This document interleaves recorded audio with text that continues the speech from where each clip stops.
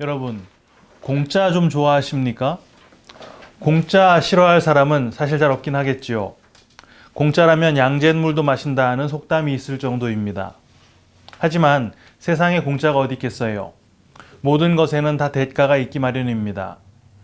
세상의 모든 지식을 압축해서 한 문장으로 표현하면 세상에 공짜는 없다. 바로 이 말이라고들 하잖아요. 그런데 사회가 급변하면서 이런 개념도 함께 바뀌고 있습니다. 기술의 혁신이 거듭나고 또 고도로 발달하게 되면서 농업, 공업, 상업 등등 모든 인간 사회 분야에서 최소한의 노동력을 통해 과거에는 상상도 할 수 없을 만큼의 생산이 가능해졌거든요. 이에 발맞춰서 복지라는 것 역시 보편적인 개념으로 자리를 잡게 됐습니다. 무상교육, 무상급식, 무상의료 이런 공짜가 점점 확대되어 가고 있는 추세지요. 심지어 무상으로 돈까지 지급해주는 시대를 우리가 이미 살고 있습니다. 학자들이나 정치인들은 각자의 지식과 신념에 따라서 이 공짜라는 것에 대한 입장이 많이 다릅니다. 소외되고 어려운 계층에 대해 국가가 나서서 도움을 줘야 한다라는 입장도 있고, 자율적인 무한 경쟁 시대에 스스로의 능력을 발휘해서 살아야 한다는 입장도 있지요. 문제는 그 타협 지점을 어느 정도 선에서 잡느냐 하는 것일 텐데, 그것 때문에 늘 서로 많이 싸우는 걸 여러분들 보셨을 것입니다. 우리 스스로도 늘 그런 갈등을 겪으면서 살지요. 내가 혜택을 보는 분야에 대해서는 공짜가 좋다는 쪽에, 내가 그 혜택에서 제외가 될 땐 그런 공짜는 옳지 않다는 쪽에 서게 됩니다. 어떻습니까, 여러분? 공짜의 맛 좀 보고 싶으신가요? 지난 시간 우리는 예수님이 산 위에서 영광의 모습으로 변화하셨던 사건, 바로 변화산 사건을 함께 나눴습니다. 변화산 사건은 율법의 돌판이 주어졌었던 구약 출애굽 당시의 시내산 사건과 겹쳐지는 내용을 담고 있었죠. 오늘 내용은 사실 지난주 내용과 한꺼번에 설명을 했어야 했는데, 막상 준비를 하다 보니까 그 분량이 너무 많아서 부득불 2주로 나눈 것입니다. 그래서 지난주 내용을 정확히 기억해야 오늘 내용을 쉽게 이해하실 텐데요. 지난주 시간상 생략했던 내용들까지 추가해서 한번 복습을 해보겠습니다. 모세는 하나님의 계명의 돌판을 2번에 걸쳐서 받았는데요.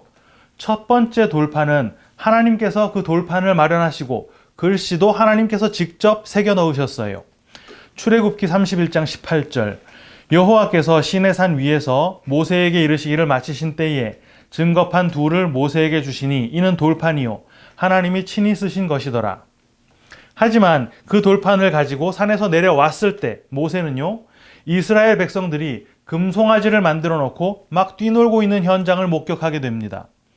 그때 모세는 그 돌판을 산 아래로 던져 깨트려 버렸죠. 출애굽기 32장 19절, 진에 가까이 이르러 그 송아지와 그 춤추는 것들을 보고 크게 노하여 손에서 그 판들을 산 아래로 던져 깨뜨리니라. 그날 그 현장에서는 3,000명이 도륙을 당하게 됩니다. 그 후 모세는 다시 시내산으로 올라갔지요. 왜? 다시 그 계명을 받기 위해서. 그런데 이번에는 하나님께서 모세에게 돌판을 만들어라 라고 하시고서 그 돌판의 글씨는 직접 쓰시겠다고 하셨어요. 출애굽기 34장 1절, 여호와께서 모세에게 이르시되 너는 돌판 둘을 처음 것과 같이 다듬어 만들라. 네가 깨뜨린 처음 판에 있던 말을 내가 그 판에 쓰리니. 이렇게 2번의 계명 전달은 잘 아시는 대로 처음 돌판이 깨졌던 것처럼 첫 번째 계명이 파기될 것과 두 번째 계명 뭐요? 예수. 근데 어떤 예수입니까?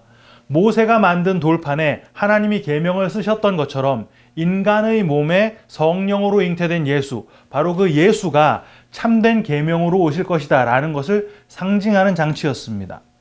바로 그 두 번째 돌판을 모세가 받았잖아요. 그럼 지금 모세의 역할이 뭐라는 말입니까? 그 돌판을 자기가 가지고 있는 상태니까, 다른 말로 하자면 모세가 그 돌판과 연합되어 있는 상태니까 모세가 예수를 모형하고 있는 상태라는 말입니다. 그래서 모세의 얼굴에서 빛이 났던 거예요. 그 빛이 뭡니까? 하나님의 뜻이 드러난 것, 하나님의 얼굴, 하나님의 뜻, 예수라 그랬잖아요. 그런데 백성들이 그 빛을 너무 두려워해서 수건으로 모세가 얼굴을 가렸습니다. 이게 어떤 상태였다 그랬지요? 계명의 참뜻, 사랑이신 그 예수님께서에게서 그 참뜻, 그 사랑의 부분이 가려져 있는 상태라 그랬지요. 그렇게 가려진 상태로 오셨더니 역시 아무도 그 뜻을 깨닫지 못했습니다. 변화산에서 주님의 모습이 바로 그 빛이었던 것이죠. 그런데 모세의 얼굴빛을 두려워했던 이스라엘 백성들과 다를 바 없이 그 변화산에서 빛을 마주대했던 베드로, 야고보, 요한 역시 두려움에 빠져버렸어요. 지난주 본문의 병행 구절인 마가복음 9장 5절과 6절 읽어드리겠습니다. 베드로가 예수께 고하되 랍비여 우리가 여기 있는 것이 좋사오니 우리가 초막 셋을 짓되 하나는 주를 위하여 하나는 모세를 위하여 하나는 엘리야를 위하여 하사이다 하니 이는 그들이 몹시 무서워하므로 그가 무슨 말을 할지 알지 못함이더라. 시내산 아래에서 금송아지를 만들고 축제를 벌였던 사건이 뜻하는 것, 그거 뭐라 그랬습니까? 내가 하나님을 만들어서 그 하나님을 내 손에 쥐겠다라는 뜻이었다 그랬지요. 다시 말해 내가 내 힘으로 하나님이 있는 곳까지 도달하겠다라는 인간의 교만이었단 말이에요. 바로 그 교만, 그것을 베드로가 동일하게 보여준 것입니다. 내가 내 손으로 초막을 지을 테니까 주님은 십자가 이런 거 지지 마시고 그 초막에 살라는 것이죠. 율법과 선지자의 모형이었던 모세와 엘리야 역시 내가 지은 그 집에 들어오라는 거예요. 이런 베드로, 야고보, 요한 이제 어떻게 되어야 맞습니까? 죽어야 맞겠지요. 그런데 그 택하심 입은 자들이 죽으면 안 되니까 그 빛이신 주님을 구름으로 가리시고, 이거 뭐라 그랬습니까? 수건으로 그 뜻을 덮어놓은 것, 그리고 그들에게 소리로 명령을 하셨어요. 뭐라고? 너희는 그의 말을 들으라 라고. 그 후에 함구령이 내렸습니다. 왜요? 아직 가려진 상태니까 그거 깨달으려면 성령이 오셔야 하는데 아직 오신 상태가 아니니까 부활하실 때까지 함구령을 내리신 거라 그랬습니다. 여기까지가 지난주 사건이었고 거기에 오늘 이야기가 붙어 있는 거예요. 오늘 본문의 병행 구절이 있는 누가복음 9장을 보면 이 사건이 이렇게 시작됩니다. 9장 37절. 이튿날 산에서 내려오시니 큰 무리가 맞을세. 산에서 내려오셨더니 산 아래에 난리가 나 있었던 거예요. 어떤 사람이 심하게 간질을 앓고 있는 자기 아들을 데리고 베드로, 야고보, 요한을 제외한 나머지 제자들에게 왔는데 그들이 그 간질병을 고쳐내지 못했던 것입니다. 이 간질병의 증상을 본문이 이렇게 설명하고 있는데요. 본문 15절. 주여 내 아들을 불쌍히 여기소서. 그가 간질로 심히 고생하여 자주 불에도 넘어지며 물에도 넘어지는지라. 여기에 간질이라고 번역된 단어가 셀레니아조마이라는 단어인데요. 이게 실제 오늘날 질병으로서의 그 간질을 뜻하는 게 아닙니다. 이 말은 달이라고 하는 뜻의 셀레네에서 유래한 말인데요. 이게 미치광이가 되다, 광기를 바라다 뭐 이런 뜻이에요. 병행 구절이 있는 마가복음에는 이 상태를 귀신 들린 것이라고 기록하고 있습니다. 마가복음 9장 17절. 무리 중에 하나가 대답하되 선생님 말 못하게 귀신 들린 내 아들을 선생님께 데려왔나이다. 뒤이은 18절을 보면 그 귀신 들린 증상이 이렇다고 나와요. 귀신이 어디서든지 그를 잡으면 거꾸러져 거품을 흘리며 이를 갈며 그리로 파리해지는지라. 내가 선생님의 제자들에게 내쫓아 달라 하였으나 그들이 능히 하지 못하더이다. 그런데 여러분, 이 상황을 잘 한번 생각해 보세요. 지금 산에서 내려오신 주님이 영광의 빛을 막 뿜고 계신 상태입니까? 아닙니다. 그럼 빛이 나긴 나는데 수건으로 가리고 계신 상태인가요? 그것도 아닙니다. 빛 자체를 내지 않는 그냥 사람의 모습으로 내려오신 거예요. 이거 무슨 말입니까? 모세가 첫 번째 돌판을 받아서 산에서 내려온 그 상황, 다시 말해 주님께서는 지금 첫 번째 돌판으로 산 아래 내려오신 상태라는 말입니다. 그 첫 번째 돌판이 산 아래 내려왔을 때의 상황, 그거 뭐였습니까? 금송아지 축제가 있었지요. 금송아지 사건은 앞서 말씀드린 것처럼 인간들이 스스로 하나님의 자리에 도달하려고 했던 시도라 그랬습니다. 그런데 그 귀신이 자꾸 그 아들을 불과 물에 집어넣는다 그래요. 우리는 앞서 물이 뭔지 확인했었는데 뭐였습니까? 저주였었지요. 불이 무엇인가 하는 것 역시 베드로 장모의 열병에 대해서 함께 나눌 때 확인을 했습니다. 그거 뭐였다고요? 동일하게 인간의 열심과 노력으로 의의에 도달하려고 하는 시도였어요. 그러니까 불과 물이 공히 의미하는 게 뭐라는 말이겠습니까? 그게 율법이라는 말이에요. 그 율법이라는 불과 물에 빠져 있는 상태가 귀신에 들려 있는 미친 상태인 것이고, 그게 바로 금송아지를 만들어 놓고 숭배하는 우상 숭배라는 말입니다.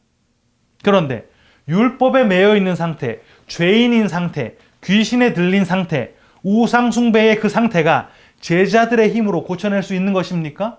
불가능한 것이죠. 당연히 그들은 고쳐낼 수가 없었습니다. 그래서 그걸 주님께서 쫓아내 주신 거예요. 그 귀신은 주님께서 쫓아내 주시는 거란 말입니다.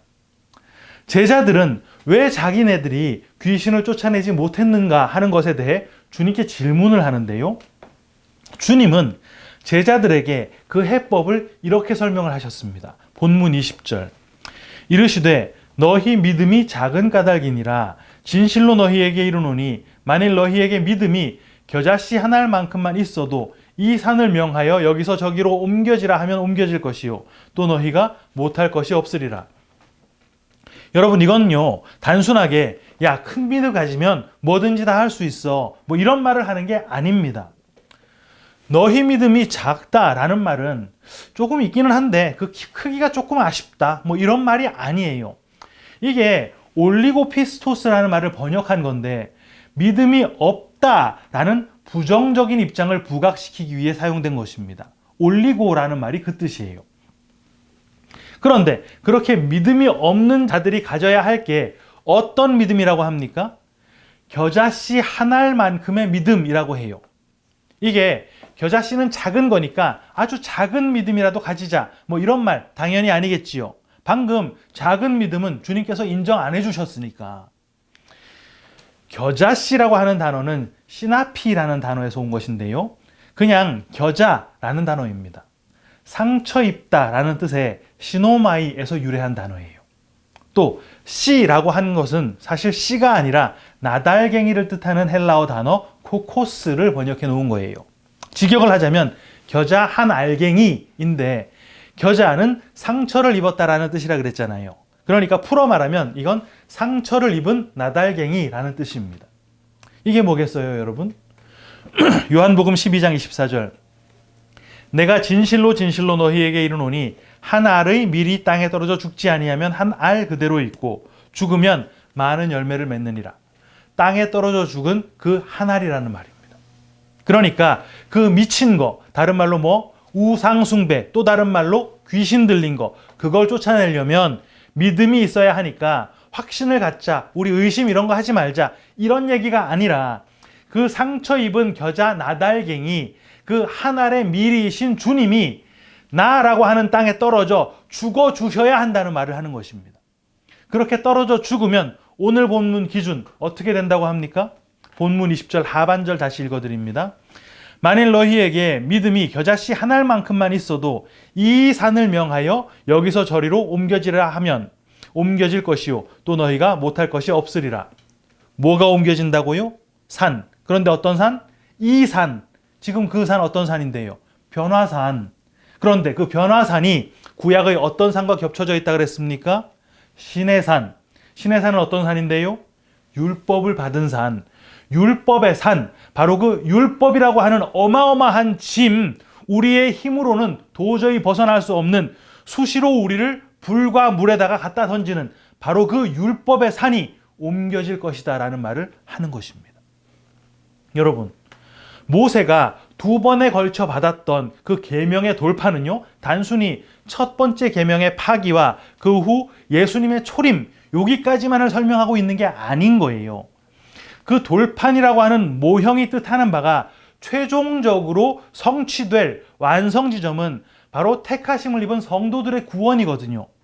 그래서 원래 2번째의 돌판으로 오셨던 그 주님이 오늘 본문의 관점에서 볼 때 첫 번째 계명의 돌판이기도 하신 것입니다. 그게 어떤 돌판이라 그랬습니까? 하나님께서 친히 만드시고 하나님께서 친히 글씨를 새기셨던 바로 그 돌판, 하나님의 본체이신데 그 본체가 하나님의 뜻을 담고 이 땅에 오신 초림의 예수님을 상징하는 것이단 말이에요. 요한복음은 그 초림의 주님을 빛이었다고 진술하고 있습니다. 그렇게 빛으로 이 땅에 오신 분이 예수님이셨는데 그 빛이 오셨을 때 전 인류는 그 빛을 깨닫지 못했다 그랬죠. 왜? 애당초 하나님께서 초림의 예수님을 이 땅에 보내셨을 때 그 빛을 모두 하늘에 벗어놓은 상태로 보내셨거든요. 빌립보서 2장 6절부터 읽어드립니다. 그는 근본 하나님의 본체시나 하나님과 동등됨을 취할 것으로 여기지 아니하시고 오히려 자기를 비워 종의 형체를 가지사 사람들과 같이 되셨고 사람의 모양으로 나타나사. 그 이유 뭐겠습니까? 죄인이 빛이신 하나님 앞에 서면 죽거든요. 그런데 택하신 자들은 죽으면 안 되지 않습니까? 그래서 빛이 안 보이는 그 상태, 그가 어떤 상태인데요? 그 뜻이 다 감춰져 있는 상태, 율법인 상태로 오셨더니 아니나 다를까 아무도 주님을 하나님으로 알아보지 못했던 것입니다. 전 인류의 실체가 어둠이라고 하는 게 들통이 났던 것이죠. 마치 첫 번째 돌판이 산 아래로 내려왔을 때 금송아지 축제를 벌이고 있었던 것처럼. 그럼 산 아래로 지금 주님이 내려오셨을 때 그 귀신 들린 아들, 불과 물에 막 수시로 뛰어드는 그 미친 아들은 어떻게 돼야 맞습니까? 죽어야 맞겠지요. 그 상태가 미친 상태, 다른 말로 우상 숭배하는 상태, 율법의 매인 상태, 빛을 알아보지 못하는 상태니까. 그런데 주님께서 고쳐주시네요. 사실 그래서는 안 되는 것이었습니다. 왜? 그건 하나님의 공의가 충족되지 않는 것이니까. 거룩하신 하나님의 공의가 충족되려면 빛을 알아보지 못한 죄인들이 완전히 진멸되어야 맞는 것이거든요. 그런데 죽이시기는커녕 오히려 고쳐주셨단 말입니다. 그때 하나님의 공의가 충족되기 위해 바로 그 첫 번째 돌판은 깨져버리는 거예요. 초림의 예수가 십자가에 매달려 깨지는 방법을 통해 산 아래에서 송아지 우상을 숭배하던 자들, 오늘 본문에서는 불과 물에 수시로 뛰어드는 그 율법의 매인, 그 귀신 들린 자가 아무 공로 없이 구원을 받게 된다는 말을 하는 것입니다. 그걸 바로 은혜라고 하는 것이죠. 그 은혜를 에스겔이 이렇게 예언했습니다. 에스겔 36장 25절 26절. 맑은 물을 너희에게 뿌려서 너희로 정결하게 하되 곧 너희 모든 더러운 것에서와 모든 우상 숭배에서 너희를 정결하게 하실 것이요 또 새 영을 너희 속에 두고 새 마음을 너희에게 주되 너희 육신에서 굳은 마음을 제거하고 부드러운 마음을 줄 것이며. 그 은혜가 바로 새 언약이라는 말이에요. 여러분, 첫 번째 주어졌던 그 돌판, 그 율법은 깨져버렸습니다. 그리고 새 언약이신 예수가 사랑을 담아 두 번째 돌판으로 주어졌어요. 하지만 그 두 번째 돌판 속에 있었던 그 사랑조차 아무도 깨닫지 못하는 바람에 그 사랑을 담았던 돌판, 예수가 다시 첫 번째 돌판, 율법이 되어서 또다시 깨져버렸단 말입니다. 이미 성경이 그리고 역사가 인간의 노력과 열심으로는 그 율법의 완성을 이룰 수 없다는 거 증명을 해냈어요. 그리고 바로 그 율법이 오늘날 성경책으로 오늘날을 살아가는 우리에게 주어져 있습니다.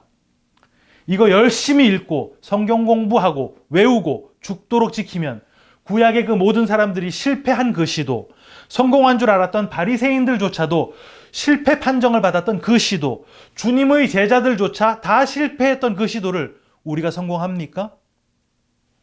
하나님의 뜻을 단순하게 글씨로 돌판에 써서 줬던 거 아무도 이해 못하고 그걸 주구장창 지켜서 행위로 꺼내놓으려고 했던 거, 그거 실패였잖아요. 그런데 똑같이 하나님의 뜻을 글씨로 종이에 써준 게 성경책인데 이걸 주구장창 지켜서 행위로 꺼내놓으면 그게 성공 맞냐는 말이에요.